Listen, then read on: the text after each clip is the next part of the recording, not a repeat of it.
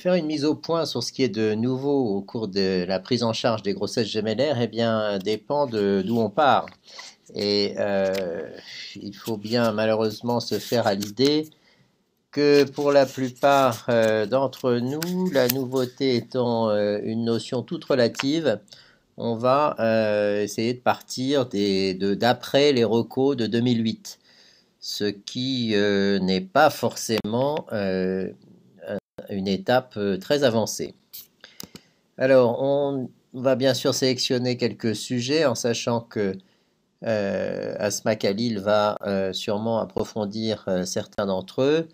La nouveauté, c'est dans le terme d'accouchement, quand tout se passe bien, et on peut mettre des guillemets, bien entendu, quand il s'agit d'une grossesse gémellaire. La prévention de l'accouchement prématuré. Que faire de la discordance de croissance et comment prendre en charge un retard de croissance sélectif sévère dans une grossesse monocoriale.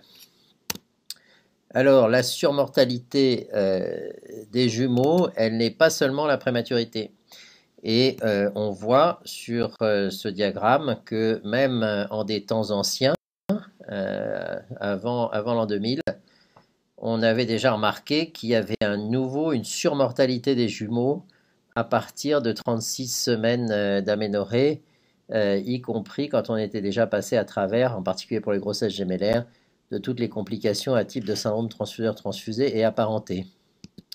On voit également dans cette très large étude en population qu'il existe un pic de mortalité pour les grossesses gémellaires à partir de 36 semaines et qu'à partir de 36 semaines, ce pic de mortalité périnatale croise et surpasse le risque de morbidité sévère ou de mortalité néonatale due, bien entendu, aux complications de la prématurité et qu'on retrouve à l'origine de cette surmortalité une discordance de croissance sévère entre les jumeaux, plus de 20%, un retard de croissance identifié, ce qui revient un tout petit peu le plus souvent au même. Donc la discordance, le retard de croissance, négligé entre guillemets jusqu'à un terme trop avancé, en sachant que la fréquence de ce retard de croissance de moins un des jumeaux est d'au minimum 15% dans les grossesses gémellaires. Alors cette très grosse étude quantitativement, plusieurs milliers de grossesses gémellaires, à la fois bicoriales et monocoriales, bicoriales au-dessus, monocoriales en dessous sur ce diagramme, montre que là encore, si on considère le zéro comme le croisement de la ligne entre la mortalité périnatale, qui est la ligne en gras avec les intervalles de confiance, et la mortalité ou la morbidité sévère néonatale due à la prématurité, ce franchissement de ce cap, il se trouve en gros à 36 semaines pour les grossesses monocoriales et à 37 semaines pour les grossesses bicoriales. Et donc aujourd'hui, rester fixé sur les recos de 2008 qui disaient qu'à partir de 38 semaines, il fallait commencer à peut-être y songer en se rasant le matin, eh bien, il faut balayer tout ça. Et les grossesses gémellaires, pour accoucher dans la sécurité, doivent accoucher à 36 semaines pour les monocoriales et à 37 pour les bicoriales et arrêter de faire des périphrases autour de ça.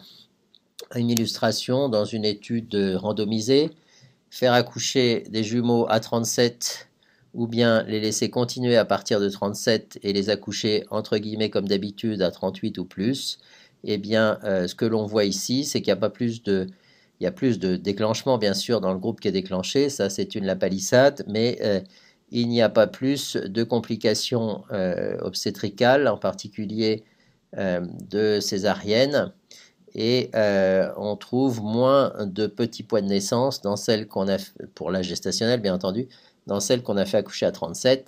On revient en cela indirectement à retrouver les facteurs de risque de mortalité périnatale, et ça n'est pas parce que une échographie aura dit que les deux jumeaux à 37 semaines étaient de la même taille qu'ils le seront à la naissance. Bien entendu, la modestie dans l'estimation de poids fœtal de jumeaux doit être toujours absolument présente à l'esprit de l'échographiste. Et on voit que voilà, les issues périnatales sont meilleures dans le groupe qui a été déclenché à 37 semaines. On n'a jamais vraiment évalué l'effet des recos de 2008 en France sur la pratique. Les anglo-saxons l'ont fait et ce que vous voyez là, c'est une évaluation faite à la demande du Collège royal de obstétrique et gynéco. Et on voit que la mortalité périnatale des jumeaux a diminué depuis les recommandations, puisque aux alentours des années 2008-2010, beaucoup de pays ont adopté de nouvelles mesures sur la prise en charge des gemellaires et des protocoles plus stricts de surveillance en particulier et de déclenchement du travail pour des suspicions de retard de croissance. On voit que la mortalité périnatale des jumeaux a diminué beaucoup plus que celle des singletons. Encore plus illustratif est la Hollande. La Hollande, pays de l'écologie obstétricale, où, ma foi, si on est suffisamment fort pour arriver en vélo à la maternité et pour en repartir après l'accouchement, c'est ça qui est le critère principal de normalité. Eh bien, on voit que à partir du moment où ces Hollandais, dans les mêmes années, ont commencé à se préoccuper d'un suivi plus médicalisé de la grossesse gémellaire, on arrive à une conclusion quand même assez extraordinaire où la mortalité périnatale des jumeaux est moindre que celle des singletons. Donc ceci en dit long sur l'effet positif de cette médicalisation et par ailleurs l'effet pas forcément bénéfique du côté bio ou naturel des conditions de suivi et de naissance des singletons. Alors maintenant passons au chapitre retard de croissance. Sur les retards de croissance, eh bien, il faut porter quelque attention aux recommandations de qu'a fait Lee Suog et qui ont été publiées dans la Revue Blanche en 2019, où ça vaut ce que ça vaut, mais un interrogatoire d'experts, en gros, hein, c'est comme ça qu'on peut appeler cette méthodologie, a questionné de savoir ce que l'on prenait pour des experts comme étant un critère de retard de croissance intra-utérin chez les jumeaux. Alors, petite remarque en rouge malgré tout, donc importante, c'est que tous ces experts se fient, pour la grande majorité d'entre eux, à l'utilisation de courbes de singletons et non pas des courbes spécifiques des jumeaux. Les courbes spécifiques des jumeaux, c'est amusant pour faire des études, mais c'est absolument pas utilisable et recommandable en pratique, puisque ce qu'on veut éviter, c'est de négliger un retard de croissance intra-utérin. Donc, adopter des courbes de jumeaux, c'est encore augmenter la probabilité qu'on néglige, qu'on ne voit pas un retard de croissance intra-utérin chez un jumeau. Donc, c'est des courbes de singletons. Alors, dans les grossesses gemellaires, on a bien entendu séparer cet interrogatoire pour bicorial et monocorial. Il y a un critère éventuellement unique qui suffit à lui-même pour porter ça, c'est une biométrie, donc un poids estimé inférieur au 3e percentile. Ensuite, il y a des critères composites quand on n'est pas dans ce cas de figure un peu extrême de biométrie. C'est le poids estimé inférieur au 10e du petit jumeau, et puis une discordance supérieure ou égale à 25%. Et éventuellement, on peut rajouter un index de pulsatilité dans l'artère ombilicale du plus petit jumeau supérieur au 95e percentile, ce qui ne veut pas dire un Doppler nul. Supérieur au 95e percentile ne veut pas dire un Doppler nul, bien entendu. Donc on peut choisir un, deux ou trois de ces trois critères composites, et en gros, la plupart des experts en prenaient au moins deux, et voilà, au moins deux, pareil que ce soit une monocoriale ou une bicoriale. Voilà. Une illustration également, là aussi, de la difficulté et de l'indépendance en valeur pronostique de la discordance des jumeaux, donc une discordance supérieure à 20 ou 25%, inutile d'ergoter sur les 5%. À partir de 20% de discordance, c'est une discordance très franche dont il faut tenir compte. Vous voyez que sur cette courbe ROC, eh bien, c'est la valeur de la discordance plutôt que l'estimation du poids fœtal qui avait la meilleure performance. Pardon, excusez-moi, c'est la discordance isolée à 20% qui avait la meilleure performance diagnostique comparée à la réponse au questionnaire d'experts de tout à l'heure, c'est cette étude Delphi. On voit qu'en elle-même, la discordance est parfaitement éloquente. Et encore une fois, dans cette étude, comme dans dans l'interrogatoire d'experts, c'était l'utilisation de courbes de singleton qui avait été choisie. Alors la prématurité, ça reste un problème des grossesses gémellaires, mais on voit sur ces courbes qu'au cours des années, on a quand même réussi à infléchir la prématurité spontanée des jumeaux. Ce qui n'a pas infléchi du tout, c'est la prématurité induite en rouge, qui continue à s'élever pour les facteurs de risque qu'on connaît. Hein, c'est la combinaison âge maternel, PMA, grossesse gémellaire, petit mélange explosif. Et on voit que cette indication-là continue à augmenter. Alors pourquoi est-ce que des progrès ont été faits? Eh bien là encore, il faut sortir des recommandations où pour des raisons mystérieuses mais absolument pas scientifiques, on avait omis de recommander fortement la mesure du col et on avait laissé au choix des intervenants. Eh bien non, ça n'est plus un choix. Il apparaît absolument déraisonnable et coupable en 2021 de ne pas mesurer la longueur du col dans le suivi des grossesses gémellaires, en particulier à 20 semaines d'aménorrhée. La technique de la mesure du col est la même pour les jumeaux que pour les singletons. La méthode qui fait référence, c'est l'échographie endovaginale. Si on voit très bien par voie suspubienne, why not? Surtout si le col est long, mais si le col est un peu limite ou qu'on voit mal, eh bien, il faut faire une écho endovaginale. Et à ce moment-là, la valeur prédictive de cette mesure est tout à fait considérable dans les grossesses gémellaires, c'est-à-dire qu'un col qui à 20 semaines fait moins de 25 mm de longueur va être associé à un risque d'accouchement prématuré avant 28 semaines multiplié par 11, multiplié par 6 d'accoucher avant 32 semaines ou avant 34 semaines. Ça n'est absolument pas négligeable et cette performance est, comme le montre la courbe de gauche, beaucoup plus importante pour les jumeaux que pour les singletons. Alors on peut extrapoler là-dessus et d'ailleurs quand on trouve un col court, la première chose à faire c'est de contrôler et cette étude très intelligente a montré des patterns d'évolution de la longueur du col à intervalles réguliers. Si cette longueur du col reste complètement stable, le risque d'accoucher avant 32 ou 34 est tout à fait faible, même si le col est court au départ.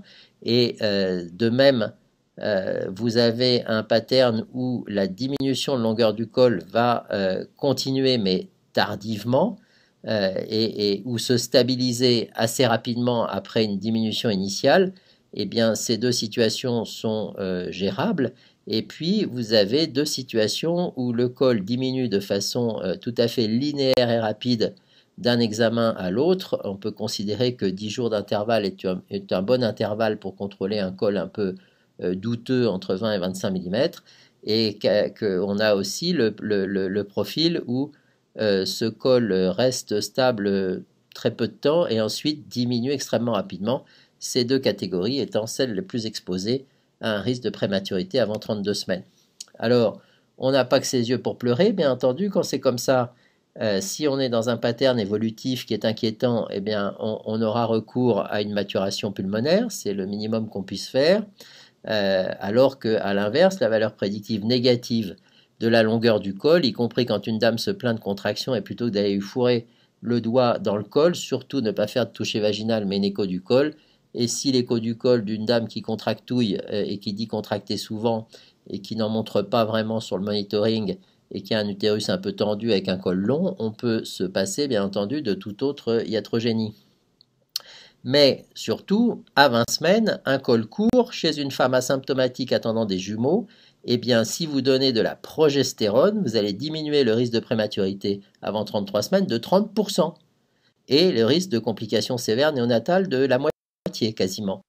Et il faut bien admettre ça. Les résistances par rapport à la crédibilité de maintenant plusieurs essais randomisés sont absolument incompréhensibles, en dehors de l'entêtement qui, comme chacun sait, est diabolique. Et le bénéfice est maximum dans ces grossesses lorsque on a mis des doses de progestérone qui sont plus importantes parce que le volume circulant d'une grossesse gémellaire est beaucoup plus important, donc c'est des doses de 400 mg de progestérone, et il est d'autant plus important ce bénéfice qu'on a commencé tôt l'administration de progestérone, en particulier dès la fin du premier trimestre, si on mesure le col à 16 semaines au lieu de le mesurer à 20 semaines, Et je vous rappelle qu'à 16 semaines, le 10e percentile de la longueur du col, c'est 30 mm. Ça n'est pas 15 mm. Donc voilà, il faut adapter à sa mesure une courbe qui corresponde. Et ce bénéfice est donc tout à fait net pour les jumeaux comme il l'est pour les singletons. Et il faut arrêter avec ce scepticisme mal informé français qui perdure autour de la valeur de l'écho du col dans les grossesses gémellaires. Dernier chapitre abordé avec vous, c'est la prise en charge des retards de croissance sélectifs, c'est-à-dire d'un jumeau monocorial au 2e trimestre.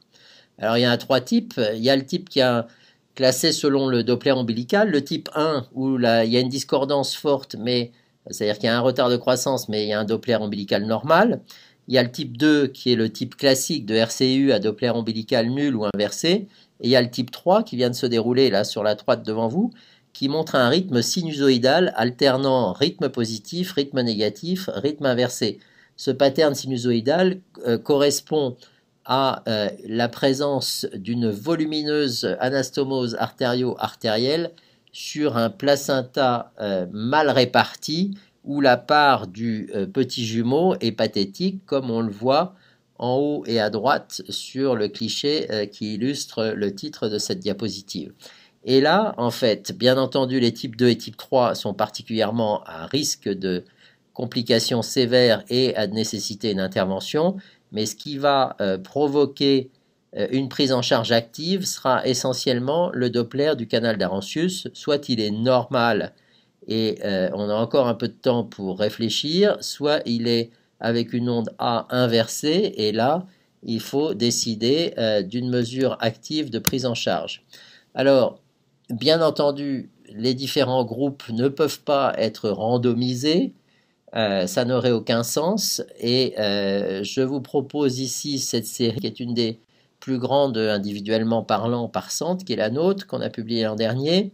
Et vous voyez qu'il y avait 3 types de prise en charge: la coagulation de cordon du jumeau en grand RCU, le traitement expectatif et l'accouchement prématuré préparé, et le laser en essayant de sauver les deux. En sachant que pour éliminer tout de suite les espoirs fondés sur la 3e technique, ce laser qui vise à protéger les deux, vous voyez que la probabilité avec ça d'avoir 2 jumeaux vivants était d'à peine 15%, et que le jumeau eutrophe décédait quand même dans 40% des cas. Donc le laser, en tout cas dans nos mains, peut-être sommes-nous trop mauvais, mais je vais vous montrer la littérature et c'est pareil, n'est pas une solution à offrir dans ces circonstances. Techniquement, c'est très difficile, et le placenta du plus petit jumeau ne supporte pas d'être déconnecté et en isolation. Ceci a abouti au décès du petit jumeau dans une proportion de plus de 60% des cas, comme vous le voyez. Donc les deux seules prises en charge qui peuvent se discuter, en fonction bien entendu de ce que souhaite cette patiente et de la prise de risque qu'elle souhaite prendre finalement, soit d'essayer d'assurer le bien-être d'un jumeau, celui qui est eutrophe, et auquel cas ça fonctionne dans 80% des cas si on fait une coagulation de cordon au 2e trimestre de celui qui a les anomalies Doppler, donc un stade 2 ou 3 avec anomalie du canal d'Arancius. Dans ce groupe-là, le canal d'Arancius est déterminant. Ou bien si le canal d'Arancius est normal et qu'on a par ailleurs ces Dopplers anormaux au niveau du Doppler ombilical, on peut se permettre un traitement attentiste, mais dans ce traitement attentiste, il faut savoir qu'on peut avoir un risque de mort fétale dans 17% des cas du plus petit jumeau, qui peut malheureusement entraîner le 2e jumeau ou des complications à type de lésion cérébrale séquelaire chez le co-jumeau. Mais si on prend ce risque, eh bien, dans 80% ou plus de 80% des cas, 83% des cas, on arrive à avoir 2 enfants, 2 jumeaux vivants dans 78% des cas. Voilà, donc les prises de risque ne sont pas les mêmes. Les choix à faire reviennent aux patientes, mais à condition d'avoir une information tout à fait équitable. Et vous voyez que dans la littérature, eh bien, on retrouve les mêmes tendances pour ce qui est de la survie du jumeau avec son retard de croissance, mais que pour y voir plus clair dans ces séries, il faut avoir un peu plus de détails, et en particulier le Doppler du canal d'Arancius qui ne figure pas toujours.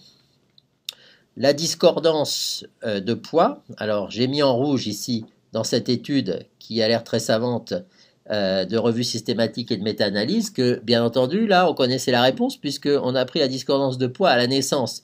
Et ceci est très différent du point de vue de l'anténataliste, puisque l'estimation de poids fœtal ne veut pas dire qu'on a mis ces fœtus sur une balance. Donc là, c'est dans les meilleures conditions. Eh bien, cette discordance, elle augmente le risque, même sans parler de RCU, elle augmente le risque de 4 fois à 20 fois de mortalité périnatale ou de mortalité in utero. Et bien entendu, la différence entre 4 fois et 20 fois, elle dépend essentiellement du fait que le plus petit des jumeaux est en RCU ou a ou pas des Dopplers anormaux. Et bien entendu, à l'échelle des méta-analyses, ça n'est pas un degré de détail que l'on peut obtenir. Mais la discordance, c'est juste pour conclure que la discordance est un signe d'alarme particulièrement important à prendre en charge et à prendre en compte. Et qu'un jumeau a son propre témoin à côté de lui dans l'utérus, qui est son co-jumeau.